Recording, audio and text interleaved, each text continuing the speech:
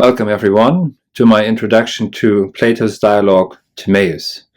I'm going to read a short essay I've written, and I'm also going to read from the original Greek and then translate a few lines that seem to be most significant, perhaps, in all of the text. Plato's dialogue Timaeus follows directly after the dialogue, which is usually translated as the Republic, Politeia in Greek, where the sound foundations of the polis are recollected as the limiting meeting place of kosmos and ethos. This is where this is laid out. Oswald Spengler, sees in the Timaeus dialogue an idiosyncratic syncretism when it comes to its, say, theological musings. Plato here does delve into the creation story of the world, and he speaks of an unnamed creator god, demiurge, who is also referred to as pater, father, who stands above the Olympians and the Titans even. The demiurge creates the world, its soul, also in the stars and the heavens, etc., the entire cosmos, in order to bring order where there was chaos. He creates because of his goodness.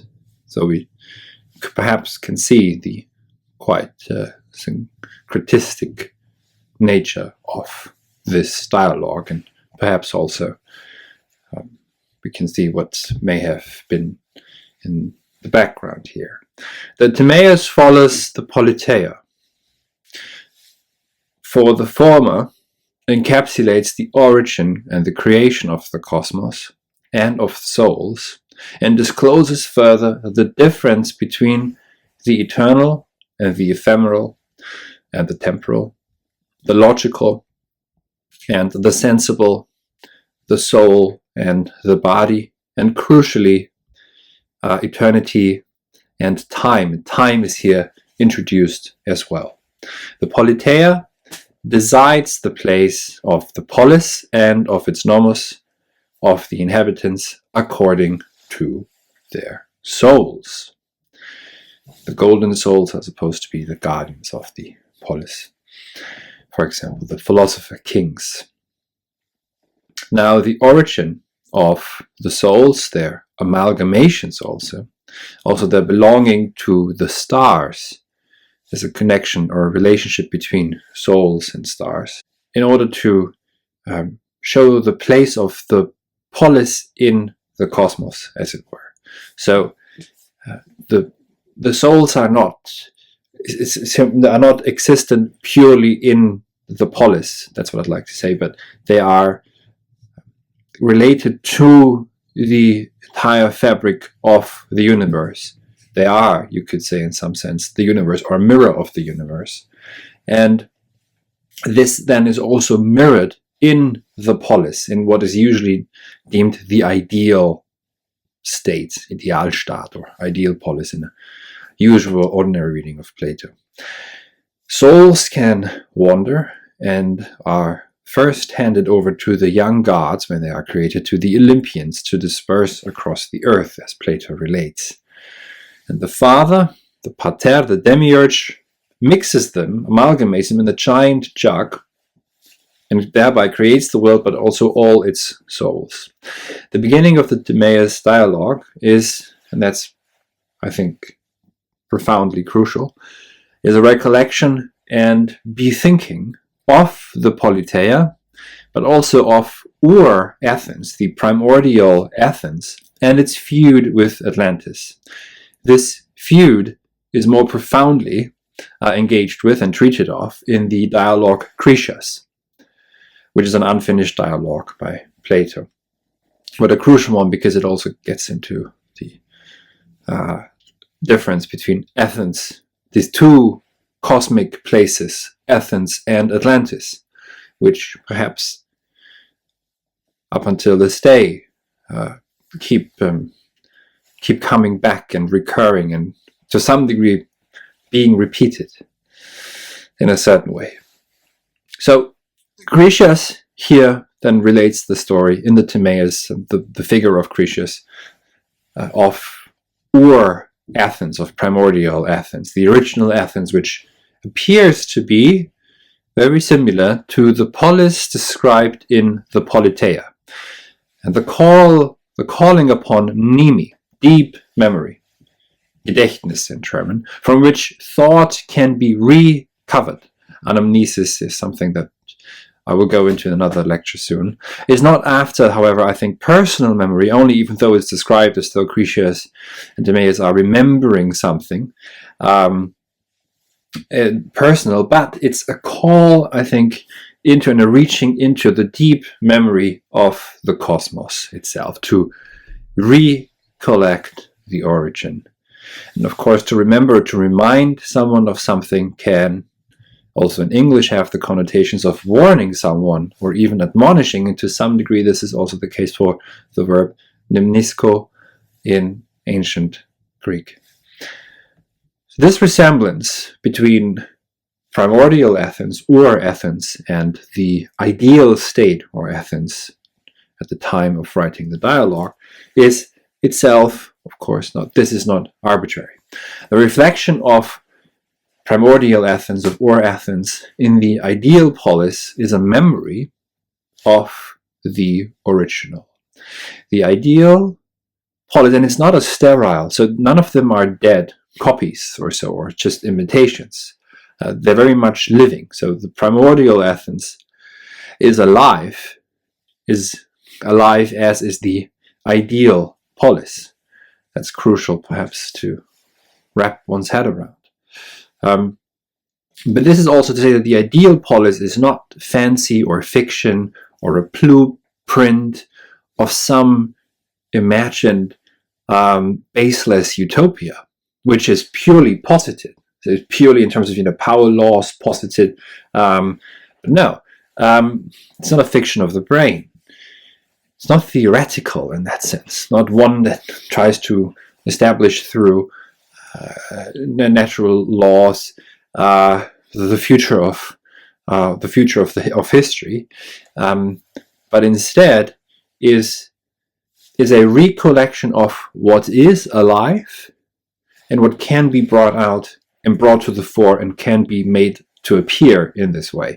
So Goethe would speak thousands of years later in his attempt to discover the Urmensch, the Ur-human being, and the Ur-plant of the Ur-phenomen, the Ur-phenomenon, the archetypal phenomenon, or the original primordial phenomenon, behind which, as he warns us, one should not look for anything, and nothing is there to be found, which is therefore also not the cause of anything, but which has such grounds and allows for repetitions, but also transformations, allows for transformations throughout history.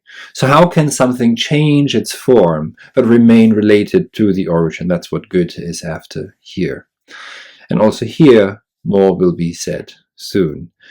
Because Goethe was the one who tried, perhaps more than anyone else, to bridge the Faustian with the ancient.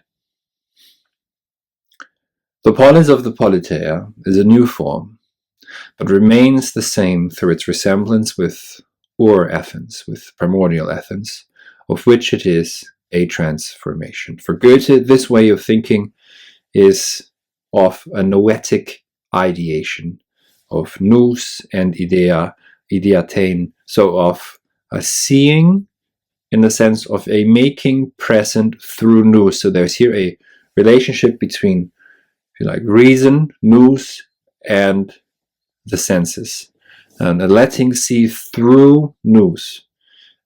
So again, this is completely different, utterly different from advising some sort of a blueprint a priori of the perfect utopian city-state. Instead, it's something else entirely that occurs in Plato's Republic, which is foreign to modern readers very often. Because the earlier, the proteron, is what is there in its origin, alive in its origin, and not as such merely posited. This is a modern way of approaching this. So letting see through nous in the finding the ur-phenomenon. For Plato, seeing, of course, is also the dominant sense for philosophy, which here is made explicit, and I will say that a bit more on this in a bit, but also which becomes also observable in Plato's myth of the cave. That it is through seeing that we see the shadows, as much as the flickering fire, the flame, but also, of course, the to agathu idea, the idea of the good. So the notion of the same, to auto in Greek, where you get notions like autonomous from, which would mean the self-given, given is an addition, but the self-law, the law that is self-given, which just in brackets mean that, notions like self-driving cars or autonomous driving is nonsense, because the cars will be programmed to drive and do not give themselves the nomos, obviously.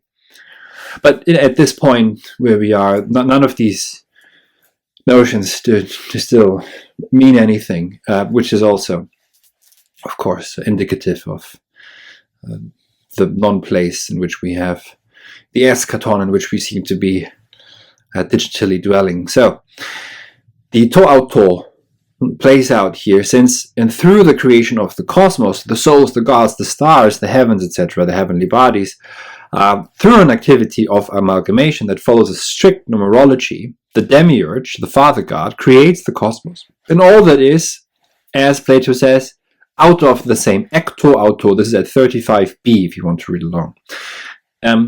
Also out of ecto auto, out of the same, the amalgamation can take place. What is to auto? It is not phateru, that which is different.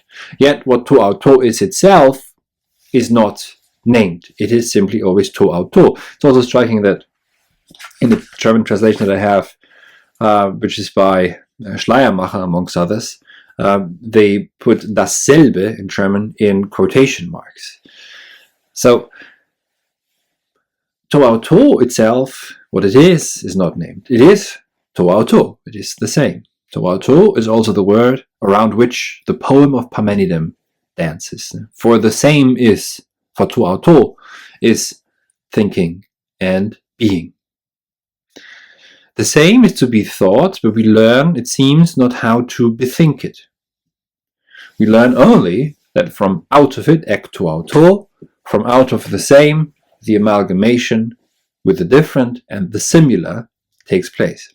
There is, however, still a deep sense of, or is performed. There is, however, still a deep sense of unity or oneness addressed here, from out of which what is emerges and re-emerges, gets amalgamated, formed, losing form again, and transforming.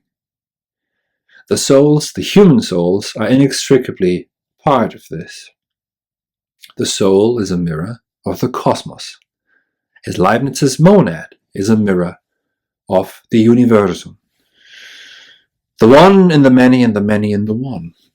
The eye, which is the place where light and darkness meet for Plato, is also the mediator between the sensual and nous, usually translated, of course, as reason. Hence, it's the mediator between the visible and the invisible. The eye is what lets see the stars and sun and sky first and all, and thus the all, das all, the whole, if you like, the cosmos. And thus the eye, this most uncanny mirror between the inner and the outer fire of which Plato here speaks, is what lets it all begin the journey of asking what is. The eye lets see the Gezeiten, the gathering, dancing times and season, the tides, the changes of the seasons, day and night, for the eye is where light and darkness meet. The ability to shut the eye was a gift from the demiurge. From seeing the stars night and day, the tides, the seasons, the sky, the greatest gift of the gods, was received by the mortal family, by human beings, which is philosophy, as Plato says at 47 AB. The demiurge gifted the eye and eyesight so that reason, or rather nous, could be seen in the heavens, and also the periphoras, as the Greek word here, the way so that we can see the movement of the stars and make sense of the kineton, the versatility and the flux and the becoming of the heavenly bodies, but also so that we can see the periphoras, so periphoras is the Greek word here, the ways in which our thinking forms and transforms, transmutes and turns, and swings and counter-swings within itself. This also can be seen for Plato thanks to the eye. The eye is in between the inner and the outer, between the nous of the human, which is of course not a personal subjective nous, but is one that is itself related to the higher intellect of the cosmos itself, or receives its status only from this higher nous. The eye, you could almost say perhaps that the eye is this meeting place between the two, what allows for it and opens it up. The eye is the great connector between dianoia, human thought, I would say, so a reasoning through dianoia, so a through thinking, and nous, which is of the heavens. Through mimesis of the higher order, nous, our thinking, emerges. In the Timaios dialogue, through the recollection and voice of Timaios himself, Plato takes further into consideration the difference between toon, which we translate as being, and becoming, genesis, or that which is of becoming, as well as the origin of time and its relationship with eternity. So at 27d, if you'd like to read along, we find the passage now relevant for us. Estin un dicat emen doxan proton diai reton tade. And this is Timaios speaking, and now he says what's important. Ti toon ae, genesin de uk echon, kai ti to gignomenon menae on de udepote, tomen de noesei meta logu perilepton ae kata tauta on. Tot au doxe met aistesos alogu doxaston gignomenon kai apolymenon ontos de udepote on. So I will briefly just look at the first part. Ti to on ai. That which, to on being, that which, so that being always, that of being always, genesin de uk echon. So uk echon, not having, however, genesis, becoming, or generation, or coming about. Kai tito gignomenon, so this is the other side, kai tito gignomenon, menae on de u depote. There's a question here also. So, on the other hand, however, that which is becoming, to gignomenon, is always becoming, but on de u depote is never of being.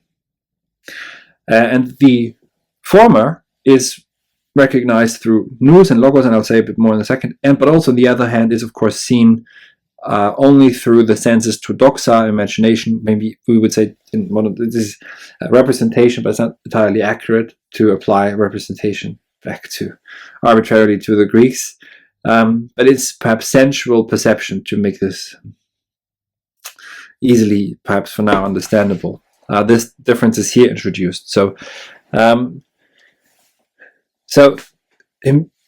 Timaios himself, when he introduces this crucial thought, says himself that this is according to his own doxa. So he says, kat emen doxan, according to how it appears to me, you could say, according to his doxa, the way in which it appears to him, there needs to be made a first distinction.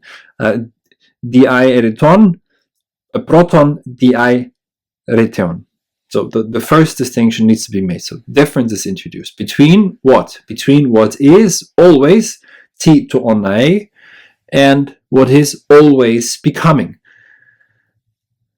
And that which is truly does not have. So there's also introduced immediately uk echon. So not having. The not is introduced. That which is also in a not having of becoming. So the nothing is introduced here also with the udepute, so which means never, but also includes the ude, meaning nothing. So that which is becoming is also a not nothing ever of being. So we find here being, nothing, becoming. This will be reflected again and recollected. Where? In the beginning of Hegel's Science of Logic. Being, nothing, becoming. That which is always is of nous and is grasped through logos, logic. And it is always self-same. That which is not genuinely of being, but always becoming and deteriorating, is of doxa, grasped through aesthesis, perhaps let's say sensual perception, and is as such a-logical, non-logical, not of logos. But there is necessity to that which is becoming still, and it's not purely arbitrary or chaotic, which is that it is to be grounded in aitia, which is usually translated as cause, but we should think of here as reason, ground, indebtedness. Necessity demands, so aitia is also the word that Aristotle uses when he speaks of the so-called four causes, which is presumably not the best translation for aitia. So there is a groundedness in aitia. The stars in the sky must have aitia, a ground, for they are not of being, of toon. In some weird way, you have to say they are not, for they are always becoming. This world, the kosmos, which is ephemeral, and it's not itself ephemeral, but which allows for ephemerality and for past and future, is hence an image, or in German an Abbild, which is not simply an image, it's not a purely representational image, not merely a copy either, but a mirror image. A mirror image in the sense of trying to capture the whole, but so it's not a mere copy and it's not fake or so. You could perhaps it's a simulation. Perhaps you could say the Greek word here is eikon, for what we translate as mirror image. Eikon, from which we get the word icon. Now, the world must be an eikon, a mirror image of the primordial world, for the world kosmos is beautiful, but also ephemeral, or allows for ephemerality. And so this world is made in the image of a primordial world, of an Urwelt, which is perfect and not ephemeral, and is truly of being, not of becoming. The image, the mirror, hence, which is also reflected in the eye, is necessarily introduced as a mediator between being and becoming. And becoming is always closest to nothingness. Also, the Ur image is in Greek, the word here is paradigma, where we get the word paradigm from. So let's perhaps also note briefly what it might mean when there is a so-called paradigm shift. And it's not just that some weird way of thinking just changes, we've just changed our paradigm. No, there's something, if the paradigma truly shifts and changes, the Ur image, the primordial image, changes. Again, we have to think of Goethe here. So the perfect Ur world is itself timeless, eternal. In order to make the mirror world even closer to its paradigma, to the Ur world, the demiurge introduces time to the mirror world. The Ur world is not, however, a dead sphere. It is very much alive. It is indeed a zoon eideon, that is a living being, an eternally living being. Eternity, however, cannot be granted to what is created. For what is created, what is of becoming, is always attacked also by the nothing, udepote. The demiurge hence created poetically and not technically, so the verb that Plato here uses is poein, is a versatile acon, a turning acon, a mirror image of eternity that it itself is turning, and therefore creates this mirroring of the eternal. And this, what is called chronos, time, and which is qua image, it is itself an image of eternity, of aion, and of. So the eternal presses ahead. So, as it were, what time is an eternal pressing ahead according to numbers in a simulation of the eternal. But within it, there is ephemerality and corruption, and genesis and corruption, as it were. But so it's through numbers, through a numerology, that the eternal can be simulated, as it were, in the ephemeral. But it's so that the cosmos holds up without itself being corrupted entirely, but allowing within it for corruption. Time and the number are brought into intimate relationship here. At once, this poetic creation, this bringing forth and to light, allows the demiurge to bring temporal order to the stars and heavenly bodies.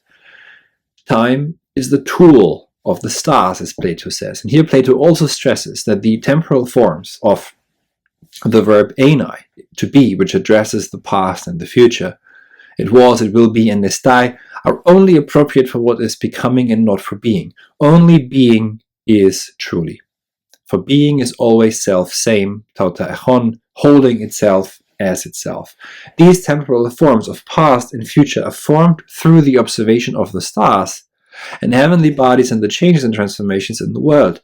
These temporal forms of to be are thus also related to, or rather they emerge from, the numerology of time, which is in turn, again, a simulation, a mirror reflection of the eternal, not a simulacrum, because there is something original there.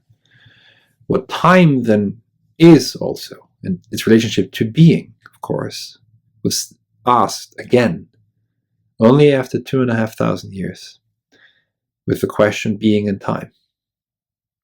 So, thank you very much indeed for listening. Feel free to leave a comment and to share the video with anyone who might be interested in Plato or such matters. And as always, also as I'm a free scholar, your contributions and support are highly appreciated and welcome.